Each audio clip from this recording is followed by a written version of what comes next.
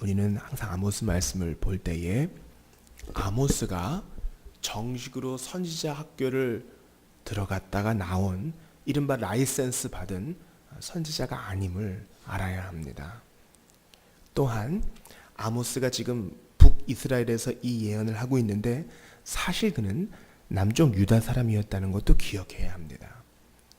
그는 배우지 못했고 사회적으로 라이센스 받은 사람도 아니었고 또한 자기의 백그라운드가 있는 남쪽이 아닌 전혀 인면부지의 북쪽에서 예언하고 있다는 사실을 우리가 기억해야 합니다.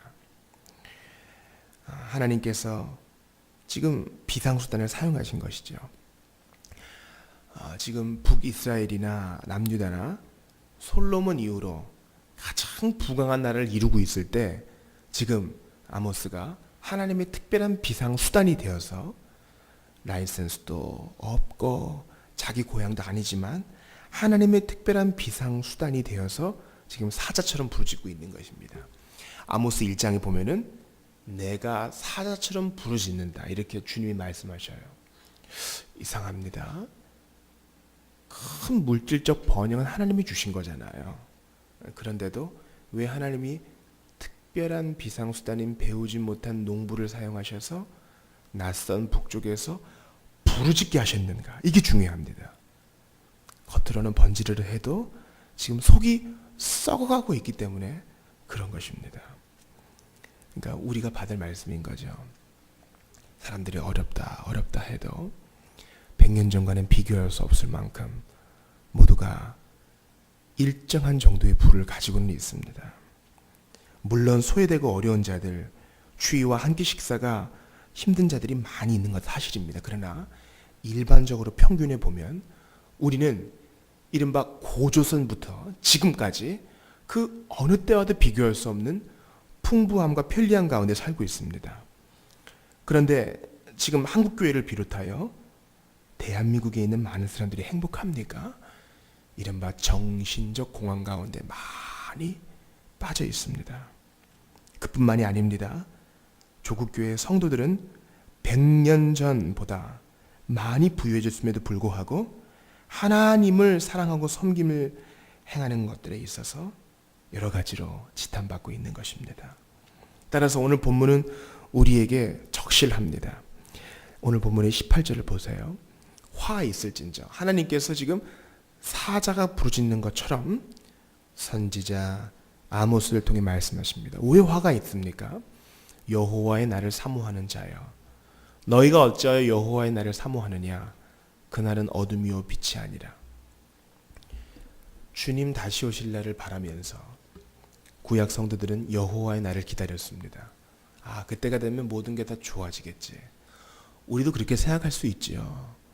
그날에 마지막 날에 모든 백성들에게 성령을 주신다 그랬고 마지막 날에 주님 다시 오셔서 우리 눈에서 눈물을 씻긴다 하셨지. 이것이 하나의 보험처럼 되어서는 안 된다. 지금 아모스가 이렇게 말하고 있는 것입니다. 왜 그래요? 그날이 어둠이라 그랬습니다. 그러니까 우리가 주님을 사랑하고 친구 되신 예수님, 함께 하시는 예수님, 복 주시는 예수님 기억하기 전에 항상 경건이 먼저, 경외가 먼저, 합당한 두려움이 먼저 있어야 합니다. 그 당시 사람들은 어떻게 생각했느냐? 19절 보세요. 마치 사람이 사자를 피하다가 곰을 만나거나 혹은 집에 들어가서 손을 벽에 대었다가 뱀에게 물린 것 같도다. 지금 이렇게 부유하니까 여호와의 날은 더 부유하겠지. 지금 이렇게 살기 좋고 나라도 넓어가고 있으니까 여호와의 날은 더 큰 땅덩어리가 있겠지. 이렇게 자기 편한 대로 생각한 것입니다. 그러나 그 앞절에서 우리가 계속 뭘 봐요? 나라는 부유해졌지만 빚더미에 올라앉은 사람들이 하나밖에 없는 옷을 빼앗고, 사실 모든 땅은 하나님의 것인데 땅을 부쳐먹는 사람들의 땅을 빼앗고 그들의 임금을 착취하고, 그러니까 정의가 굽어있는 세상에서 너희가 지금 그런 거 기대할 수 없다. 하나님께서 지금 단호하게 말씀하시는 겁니다. 사실요, 예수 믿는 신앙과 나라 사랑은 하나입니다. 우리가 제일 중요한 거, 우리가 주일에 목사님으로 통하여 하나님 말씀 들었잖아요. 나라 사랑과 이 복음은 따로 떨어질 수 없지만 굳이 하나를 택해야 한다면 복음을 택해야 한다. 그렇지만 이상적인 형태는 이 모든 것이 하나가 되는 것입니다. 1910년은 우리나라에 있어서 아주 힘든 날이었죠. 힘든 해였습니다. 왜냐하면 나라를 빼앗긴 해였기 때문이죠. 그 당시에 이미 신문 사설에서 기독교를 비판하는 일이 있었습니다. 그러니까 1910년이면 어떻게 돼요? 개신교 선교 아직 30년이 안 된 때입니다. 그런데도 교회가 힘을 얻고 여러 가지로 부흥하자 신문 사설가가 이렇게 썼습니다. 기독교인들은 천국과 지옥이라는 화와 복에 대해서는 잘 알고 있지만 정작 나라가 기울어가는 데에 있어서는 관심이 없는 것 같구나, 이렇게 비판을 했습니다. 이것은 그가 잘 본 것이기도 하고 잘 못 본 것이기도 합니다. 우선 잘못 본 것은 당시 독립운동을 하는 많은 사람들은 다 교회 출신이었고 전도받은 사람들이었습니다. 그러나 그 사설가가 제대로 본 것은 그래도 교회는 직접적으로 독립운동을 하기보다는 그들을 지원하는 쪽으로 소극적으로 발을 뺐다는 것도 사실입니다. 이 일을 놓고 가나 목사님은 아쉬운 일이다, 이렇게 이야기했습니다. 많은 사람들이 의견이 갈라진다 하여도 조금 더 적극적으로 나라 사랑의 일을 했으면 어땠을까, 그런 말씀을 하셨습니다. 오늘 본문은 가난한 자를 돌보는 것과 예수 믿고 구원 받은 것은 절대 떨어질 수 없다, 이렇게 말씀합니다. 그리고 나는 그래도 복음이 먼저야, 신앙이 먼저야, 내가 지금 이래도 하나님은 나를 사랑해 주겠지, 그렇게 터무니없는 신앙을 가지고 있는 자에게 주님이 말씀하세요. 20절 보세요. 여호와의 날은 빛없는 어둠이다. 너 그거 고치지 않으면, 정의를 회복하지 않으면, 지금 당장 법을 지키지 않으면 네가 믿고 있는 그 신앙도 헛것이다, 이렇게 말합니다. 놀랍습니다. 이런 자들이 신약 시대에도 있었습니다. 베드로서 3장 4절에 보면은 주께서 강림하신다는 약속이 어디 있느냐, 기롱하는 자들이 그렇게 말한다 그랬어요. 그런 자들은 교회 안에도 있습니다. 이른바 이 안에서는 너무너무너무 신령해 보이고 너무너무 경건해 보이지만 나가는 순간부터 주차장에서 싸우고, 나가는 순간부터 말과 행동이 구별되지 않는 것들 주님이 싫어한다, 엄정한 말씀입니다. 그리고 21절을 보세요. 내가 너희 절기들을 미워하여 멸시하며 너희 성회들을 기뻐하지 아니하나니. 왜 그래요? 나라가 부강하니까 사람들이 돈이 있잖아요. 그러니까 예배와 절기들이 나름대로 삐까뻔쩍했습니다. 22절도 보세요. 너희가 내게 번제나 소제를 드릴지라도 내가 받지 아니할 것이요 너희의 살찐 희생의 화목제로 내가 돌아보지 아니하리라. 좋은 걸로 드렸다는 거죠. 왜냐하면 나라가 부강하니까. 교회가 잘 지어지고 사람들이 뭔가를 잘 드리고 헌신도 많이 하고 심지어 선교사를 많이 보내고 후원한다 해도 그 마음 가운데 법을 잘 지키고 법보다 그 이전에 양심법에 잘 따르는 순종이 없다면 하나님이 그건 아니다, 이렇게 말씀하신다는 거예요. 우리나라가 여러 가지 통계에 의하면 인구 대비 미국 다음으로, 그러니까 수로 따지면 미국 다음으로 선교사를 많이 보낸다 하고, 인구 대비로 하면 뭐 1등이라고도 하고, 사실은 그 수로 따지면 인도가 우리 다음입니다. 왜냐하면 인도는 워낙 나라가 크기 때문에 그 자국 내에서 선교사를 파송하거든요. 서로 언어가 다르니까. 그들도 선교사를 보면 어떻게 보면 인도가 2등입니다. 우리나라 수를 좋아하고 뭐 몇 등, 뭐 최고, 최강 이런 거 아주 좋아하는데, 이런 것들이 교회가 이런 것들이 속으면요.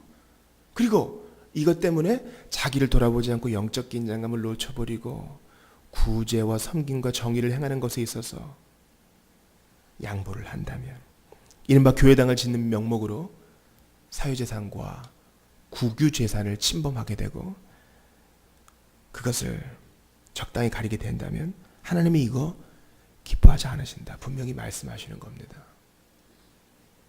그렇게 된다면 차라리 집에서 예배 드리는 게 낫겠죠. 23절도 보세요. 내 노랫소리를 내 앞에서 그칠지어다 내 비파소리도 내가 듣지 아니하리라. 나라가 부강해지니까 좋은 연주자, 좋은 악기, 좋은 시스템으로 예배하는 거예요. 사람은 사회적인 존재라 그 노래가 영적인 노래가 아니어도 훌륭한 음향 장비로 가슴을 때리면 눈물을 흘릴 수 있습니다. 그게 영적인 눈물이 아닐 수도 있어요. 종로에 있는 낙원상가는요, 안국동에 있는 낙원상가는 대부분 한국교회가 키워준 악기 상가입니다. 그래서 그 악기 상가는 기네스북에 올라가 있어요. 세계 최대의 악기 상가로. 한국교회가 악기를 많이 동원하고 좋은 시스템을 갖는 건 좋은 일이에요. 왜냐하면 기독교 공동체는 듣는 공동체이기 때문에. 그러나 이른바 모든 연주자들에게 무슨 아르바이트처럼 대가와 페이를 지불하고 일주일에 한 번 오고 훈련도 받지 않고 교인도 아닌 사람들에게 연주를 맡겨서 훌륭한 연주로 하나님을 찬양한다고 할 때 이른바 솔리스트를 세우고 그죠? 전문가들에게 지휘를 맡기고 이러면서 예배가 더 깊어졌는가? 이거 돌아봐야 됩니다. 우리에게 돌아봐야 돼요. 그것은 이른바 로마교로 돌아가는 겁니다. 천주교로 돌아가는 거예요. 하나님은 그 화려한 예식 뒤에 하나님 사랑하는 마음 없고 정의를 지키지 않으면 그거 다 헛거다 말씀하셔요. 그리고 우리가 아모스에서 가장 익숙한 말씀이 24절에 나오죠. 같이 읽습니다. 24절 시작. 오직 정의를 물같이 공의를 마르지 않는 강같이 흐르게 할지어다. 이거 중요한 말이에요. 왜냐하면 마르지 않은 물같이 흐르게 할지어다는 계속 흐르는 거잖아요. 우리 안에 성령이 샘솟듯이 계셔서 계속 나를 믿는 자는 그 배에서 생수가 강같이 흐른 것 같다 했어요. 예수님께서. 그러니까 그것은 계속 주님이 살아계시기 때문에 퍼주어도 계속 살만한 힘이 생겨나고 견딜 수 있는 힘이 생겨나는 거죠. 정의가 흐른다는 것도 마찬가지입니다. 한 번 지키는 것으로 끝나는 것이 아니라 계속 지켜낸다는 것이죠. 영적 긴장감이 있다는 것이에요. 어제 선행을 한 것으로 끝나는 것이 아니라 오늘도 바르게, 내일도 바르게 하나님이 보시니까 이게 중요한 것입니다. 이스라엘 족속아 너희가 40년 동안 광야에서 희생과 소제물을 내게 드렸느냐. 25절에서 주님이 말씀하세요. 너희 그러지 않았다. 그때 성막도 성전이 없었지. 너희들 출애굽하자마자 성막을 지은 것도 아니지. 그리고 거기서 번제를 드린 것도 아니지. 제가 아는 친척이 이렇게 물어봐요. 이제 집안이 어려워서 본인이 직접 손주들을 키워야 하는데 생활비는 너무 적고 그런데 교회에 헌금의 종류가 너무 많다는 거예요. 11조도 겨우 하는데 절기 헌금 해야 되고 무슨 속회 헌금도 해야 되고 사순절 헌금도 해야 되고. 사순절은 종교 개혁자들과 청교도들이 지키는 절기가 아니었어요. 청교도들과 종교 개혁자들은 오직 주일 이것을 강조했습니다. 사순절은 오히려 천주교의 전통입니다. 사순절 헌금과 이게 절기 헌금이 많잖아요. 명목적인 헌금이 많잖아요. 이거 어떻게 해야 됩니까? 우리 주님이 25절에서 말씀하세요. 너네들 출애굽했을 때 번제 드렸느냐? 화목제를 드렸느냐? 그래도 내가 너희들 사랑했고 인도했다. 마음이 중요한 거예요. 신약교회의 헌금은 감사 헌금밖에 없어요. 이거를 많은 담임 목사님들이 들으면 싫어할 거예요. 그러나 신약교회의 헌금은 뭐예요? 우리 전부를 하나님께 드리는 게 그거예요. 그러나 주님은 예수 믿은 자들이 다시 십계명으로 돌아가서 십계명을 지킴으로 우리 자신을 지키게 하신 것처럼 예수 믿은 자들이 다시 말라기의 11조로 돌아가서 최소한 자기를 지키게 하셨어요. 원래는 모든 것을 드리는 거죠. 다 주님 거니까. 그러나 이 정신을 잊지 말아야 됩니다. 예수님 이후의 모든 드림은 다 감사로 자발적으로 드리는 거예요. 그러지 않으면 주님이 받지 않겠다 말씀하셨어요. 정의롭지 않은 헌금, 탈세에서 드리는 거, 마땅히 직장에서 일해야 될 시간인데 도망 나와서 교회에서 시간을 보내는 거, 내가 기뻐하지 않겠다. 우리 담임 목사님도 제자훈련 같은 거 할 때에, 모임 같은 거 할 때에 회사에 무슨 사무용품을 이용하는 거 강력히 반대하신다고 했지요. 그런 작은 것들부터 한국교회의 윤리가 결정되는 것입니다. 이런 면에서 아모스는요, 일종의 야고보서 같아요. 루터는 야고보서를 싫어했어요. 행위를 자꾸 강조하니까.